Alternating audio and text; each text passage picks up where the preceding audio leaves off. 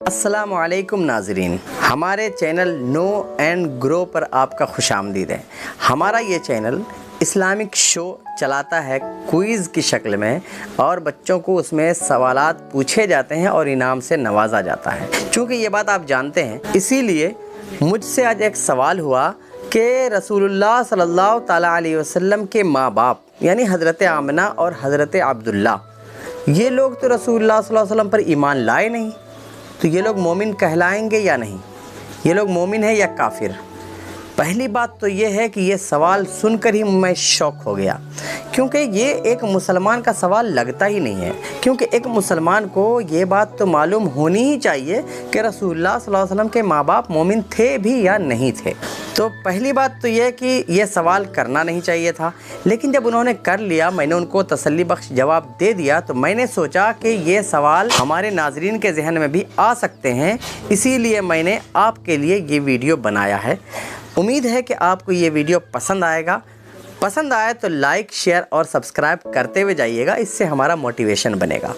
तो आइए देखते हैं, रसूलुल्लाह सल्लल्लाहु ताला अलैहि वसल्लम के वालिदैन मोमिन हैं या नहीं, इस बारे में मैं आपके सामने दो दलील पेश करूंगा। एक दलील कुरान से और एक दलील हदीस से, और एक दलील मैं अपने तौर पर पेश करूंगा। सबसे पहले मैं अपनी दलील पेश करता हूं। किसी भी इंसान के काफिर होने की दलील ये है कि उससे कुफ्र किसी भी एंगल से साबित हो। हज़रत आमिना या हज़रत अब्दुल्ला से किसी भी रिवायत से ये साबित नहीं है कि आपने बुत परस्ती की हो, आपने बुतों की पूजा की हो, यानी बुत से उनका किसी तरह का कोई ताल्लुक़ कोई साबित नहीं कर सकता, जिससे ये बात समझ में आती है कि वो मुशरिक नहीं है।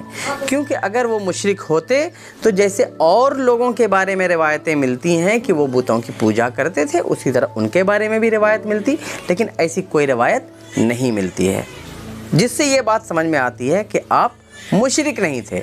अब मुशरिक कोई नहीं होगा तो या तो मुशरिक होगा या मुवहिद होगा, यानी तौहीद परस्त होगा।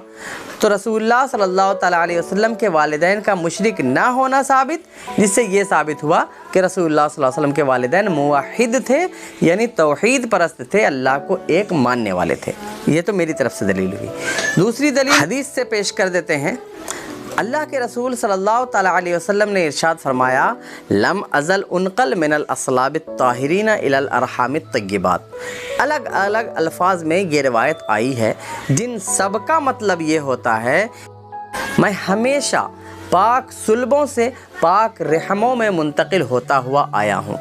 इस लफ्ज़ का मतलब अगर समझ में ना आया हो तो उसकी तफसील कर देते हैं। मैं हमेशा पुश्त से, यानी जो मर्द होते हैं, मर्द की मनी, उसका नुत्फ़ा जो होता है, तो मैं पाक नुत्फ़े से पाक शिकम में आता रहा हूँ, यानी पाक मर्दों से पाक औरतों में मुंतकिल होता हुआ आया हूँ। अब आप जानते हैं कि पाक किसको कहा जाता है? पाक उसको कहा जाता है जिसके अंदर कुफ्र की आलूदगी और शिर्क की आलूदगी ना हो, वो पाक होता है। तो अल्लाह के रसूल सल्लल्लाहु ताला अलैहि वसल्लम की नस्ल में ऊपर जितने भी उनके आबा व अजदाद हैं और माएँ भी साथ में, उन सब के बारे में अल्लाह के रसूल सल्लल्लाहु ताला अलैहि वसल्लम ने ख़ुद गवाही दे दी कि मेरे तमाम माँ बाप जो आदम अलैहिस्सलाम तक जो लोग भी हैं सब पाक हैं, यानी कुफ्र और शिर्क की आलूदगी से पाक। जिससे भी समझ में आया कि हज़रत अब्दुल्ला और हज़रत आमना भी मोमिन यानी मुवाहिद थे, तौहीद परस्त थे और अल्लाह पर ईमान रखने वालों में से थे। तीसरी दलील कुरान करीम से। कुरान करीम की आयत है, वतवक्कल अलल अज़ीज़िर रहीमिल लज़ी यराका हीन तक़ूम व तक़ल्लुबका फ़िस्साजिदीन इन्नहु हुवस समीउल अलीम। इसमें एक लफ्ज़ है वतक़ल्लुबका फ़िस्साजिदीन। अल्लाह फरमाता है कि अल्लाह तबारक व तआला आपको साजिदीन में उलट पलट करना आपका देख रहा था। इसका मतलब क्या होता है? इसका मतलब मुफस्सिरीन ने बहुत सा बयान किया है, उसमें से एक मतलब ये भी बयान किया है कि अल्लाह तबारक व तआला ने साजिदीन यानी आपके आबा व अजदाद जितने भी गुज़रे हैं उन सब में आपका मुंतकिल होना देखा है। इसमें یہ میں بتانا نہیں چاہتا کہ اللہ نے کیا دیکھا ہے، اللہ سے تو کوئی چیز پوشیدہ نہیں۔ میرا اس آیت کو لانے کا مقصد ہے ساجدین لفظ۔ اللہ نے آپ کے آباء و اجداد کے لیے ساجدین کا لفظ استعمال کیا ہے کہ ساجدین کے اندر آپ جو ان کے صلبوں میں، یعنی باپ کی جو صلب ہوتی ہے، پیٹھ ہوتی ہے، جو اس کو آج ڈی این اے سمجھ لیجئے کہ ڈی این اے کے اندر جو آپ گھوم پھر رہے تھے، اللہ تبارک و تعالیٰ وہ آپ کو دیکھ رہا تھا اس حالت میں۔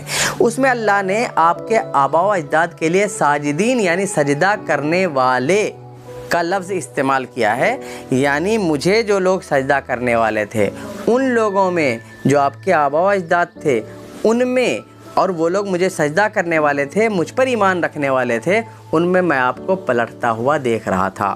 جس سے یہ بات سمجھ میں آتی ہے کہ اللہ کے رسول صلی اللہ تعالیٰ علیہ وسلم کے آباء و اجداد آدم علیہ السلام تک جو لوگ بھی تھے، سب کے سب ساجدین، اللہ کو سجدہ کرنے والے، اللہ کو پوجنے والے، اللہ کی عبادت کرنے والے تھے، تو وہ مومن ہوئے، کافر نہیں ہوئے۔ آپ کیسے مان سکتے ہیں، کیسے کہہ سکتے ہیں کہ مسلمان ہو کر کے کہ اللہ کے رسول صلی اللہ تعالیٰ علیہ وسلم کے والدین کافر ہیں؟ ایک بس آخری بات آپ کو میں بتا دوں، حضرت عائشہ صدیقہ رضی اللہ تعالیٰ عنہا کے پاس ایک دسترخوان تھا، اور وہ اس دسترخوان کو آگ میں دھویا کرتی تھی۔ حیرت ہوئی نا، کیونکہ آگ میں دھویا تو نہیں جاتا ہے، جلایا جاتا ہے، لیکن حضرت عائشہ اپنے کپڑے کے دسترخوان کو آگ میں دھویا کرتی تھی۔ اور وہ کیسے اور وہ کیوں دھوتی تھی؟ وہ اس لیے دھوتی تھی، جب ان سے پوچھا گیا تو آپ نے فرمایا کہ اس دسترخوان میں ہمارے رسول صلی اللہ تعالیٰ علیہ وسلم نے کھانا کھانے کے بعد اپنے ہاتھوں کو پوچھا ہے، اسی لیے میں اسے آگ میں ڈالتی ہوں، کیونکہ مجھے یقین ہے کہ جس چیز کو رسول اللہ صلی اللہ علیہ وسلم نے چھو لیا ہے اس کو آگ نہیں جلا سکتی۔ اب آپ خود سوچئے کہ دنیا کی آگ اس چیز کو نہیں جلاتی ہے جس کو رسول اللہ صلی اللہ علیہ وسلم نے چھو لیا، تو جس شکم میں اور جس باپ کے پشت میں رسول اللہ صلی اللہ تعالیٰ علیہ وسلم رہے، جس شکم آمنہ میں 9 مہینہ رسول اللہ صلی اللہ علیہ وسلم نے گزارے، اس شکم کو، اس آمنہ کو جہنم کی آگ کیسے جلا سکتی ہے؟ وہ کافر کیسے ہو سکتے ہیں؟ جس سے بھی اندازہ ہوتا ہے کہ حضرت آمنہ مومن ہیں، حضرت عبداللہ مومن ہیں، اور جو لوگ ان کے ایمان پر اعتراض کرنے والے ہیں ان کے ایمان میں ضرور شک ہے۔ السلام علیکم، please like, share and subscribe, اس سے ہمارا موٹیویشن بڑھتا ہے اور آپ کے سامنے اس سے اچھے ویڈیوز لانے کا انشاءاللہ تعالی ارادہ ہے۔